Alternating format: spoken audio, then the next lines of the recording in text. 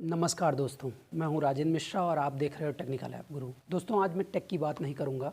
कारण ही ऐसा है क्योंकि मैं एक स्टूडेंट हूं और मैं भी प्रिपरेशन करता हूं, मैं भी इंजीनियरिंग का स्टूडेंट्स हूं, मैं भी पेपर देता हूं। आज जो ट्रेंडिंग में टॉपिक चल रहा है, इस कारण से मुझे ये वीडियो बनाना पड़ा। कारण है कि जो रियलिटी है स्टूडेंट के साथ में जो जाती हो रही है वो बहुत ही खतरनाक है और ये बेरोजगारी की एक चरम सीमा को भी क्रॉस आउट कर रहा है, क्योंकि इस लॉकडाउन में जितने सारे स्टूडेंट्स हैं वो काफ़ी ज़्यादा परेशान हैं। तो चलिए दोस्तों, हम कुछ बातें करते हैं आज इसके बारे में कि hashtag speak up for SSC and railway students. जी हाँ दोस्तों, मैं कुछ आपको स्क्रीनशॉट दिखाता हूँ और वहाँ से अपनी बातों को स्टार्ट करता हूँ और आपको बताता हूँ कि आखिर हो क्या रहा है हमारे सिस्टम में और किस तरह से काम किया जा रहा है। अगर सिस्टम में सही तरीके से काम करने वाले नहीं हैं तो इनको रिमूव कीजिए, इनको हटाइए। तो चलिए दोस्तों, मैं आपको स्क्रीनशॉट से पहले स्टार्ट करता हूँ और सारी चीज़ को एक एक करके सारी चीज़ को बता। सबसे पहला स्क्रीनशॉट आप देख रहे हैं हमारे पूरे देश का सबसे बड़े न्यूज़ चैनल का, जिसका मैं नाम नहीं ले रहा हूँ। ये बिकी हुई मीडिया है। इनको सिर्फ सुशांत केस के अलावा या फिर वीआईपी सड़कों के अलावा और कुछ नहीं दिखता है। इनको सिर्फ और सिर्फ ये बकैती दिखती है कि सुशांत के केस में क्या हुआ, रिया ने क्या किया, उनके भाई ने क्या किया और एक्स्ट्रा जो सारी फालतू की चीज़ें होती हैं इनको ये दिखती रहती हैं। और इनको एजुकेशन सिस्टम पर युवाओं के साथ क्या हो रहा है ये नहीं दिख रहा है। दूसरी आपको इसकी साथ दिख रही होगी हिंदुस्तान टाइम्स की। इनको मोबाइल में टेक के बारे में जानकारी बताने के लिए इनको पास टाइम है, लेकिन युवा के बारे में बोलने के पास इनके पास 1% का टाइम नहीं है। इनको हाई कोर्ट, सुप्रीम कोर्ट क्या बोल रही है, बकैती कर रही है, वो इनको दिखाने का टाइम है और कोई टाइम नहीं है। इनका दूसरा आप देख रहे होंगे, ये हिंदुस्तान टाइम्स, इनको ऑटो सेक्टर में बताने के लिए इनके पास टाइम है, लेकिन युवा वर्ग के बारे में बोलने के लिए कोई भी टाइम नहीं है। क्योंकि हमारे यहाँ के सबसे बड़े न्यूज़पेपरों में से आता है हिंदुस्तान टाइम्स। इसको जो युवा वर्ग होता है सुबह सुबह कथा भागवत की तरह रोज़ सुबह में इसको पढ़ता है। लेकिन आपको मैं बताता हूँ, अगला स्क्रीनशॉट देखिए, द टाइम्स ऑफ इंडिया।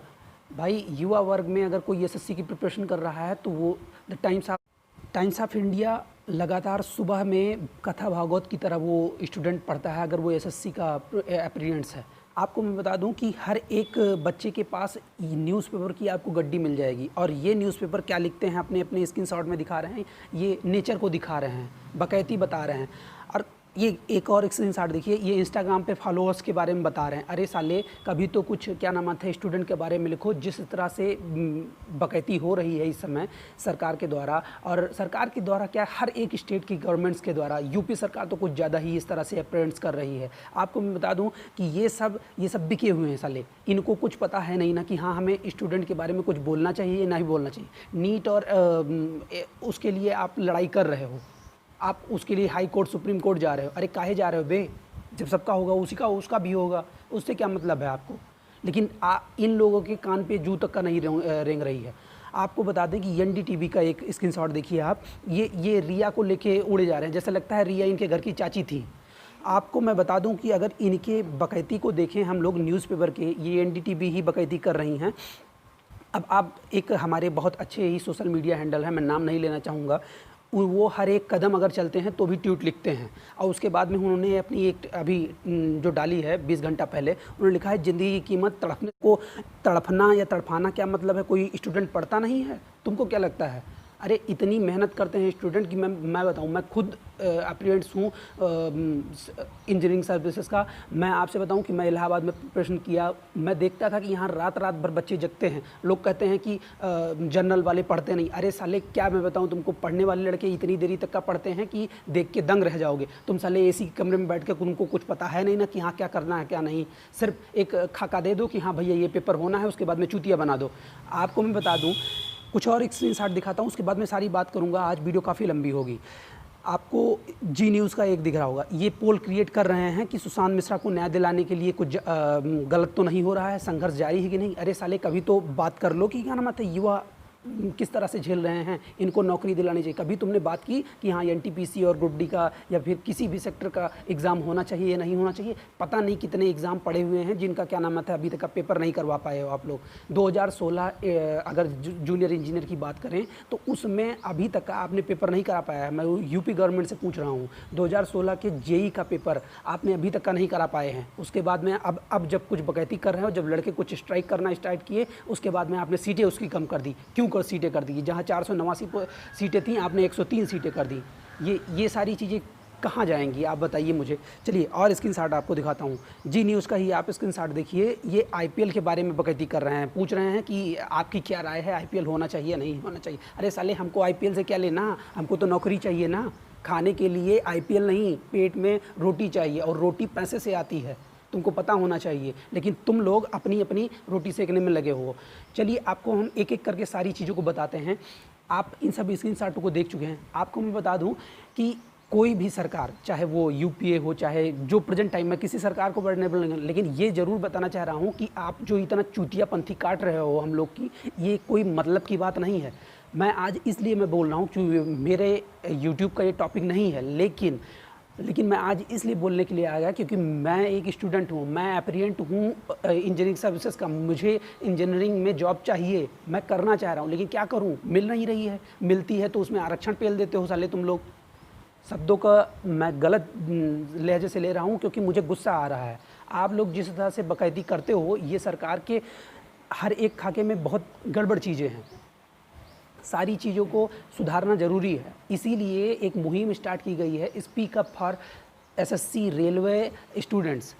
आप लोग इस मुहिम में सम्मिलित हों। 1 सितंबर को 11 बजे आप लोग ट्विटर पे आए हैं और हज़ारों लाखों की तादाद में एक साथ ट्वीट करें।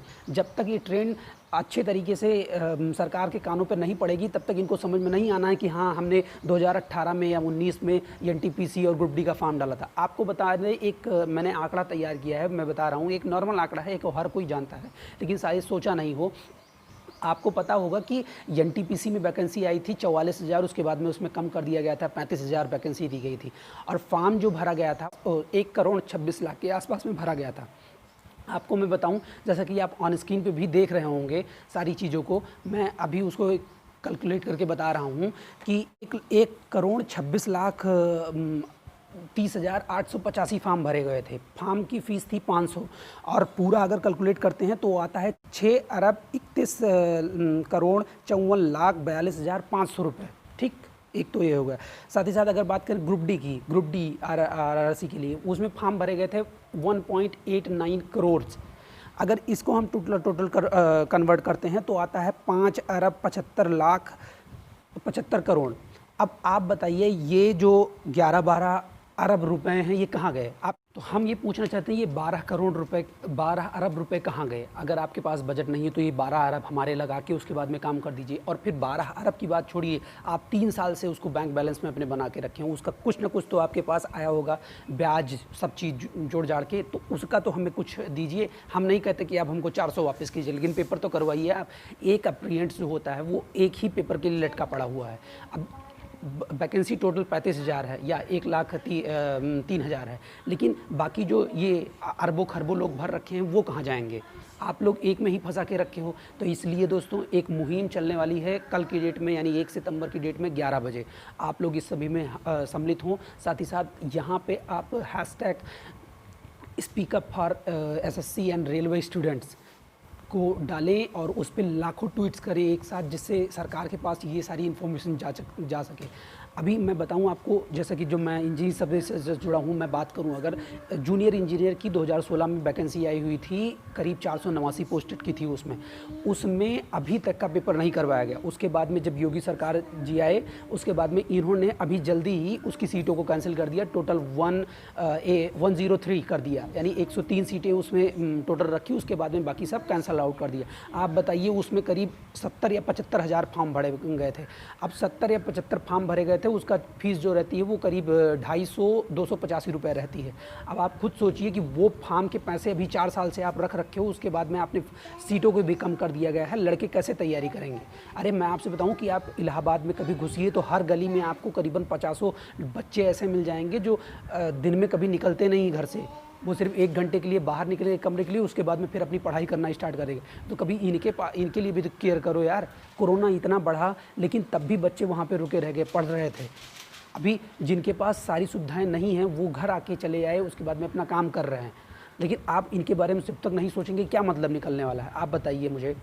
इसीलिए दोस्तों आप सभी से विनम्र निवेदन है कि आप लोग इसको ज़्यादा से ज़्यादा लोगों के पास शेयर कीजिए, जिससे उनको भी पता लग सके कि हाँ भाई है क्या ये hashtag speak up for SSC and railway students.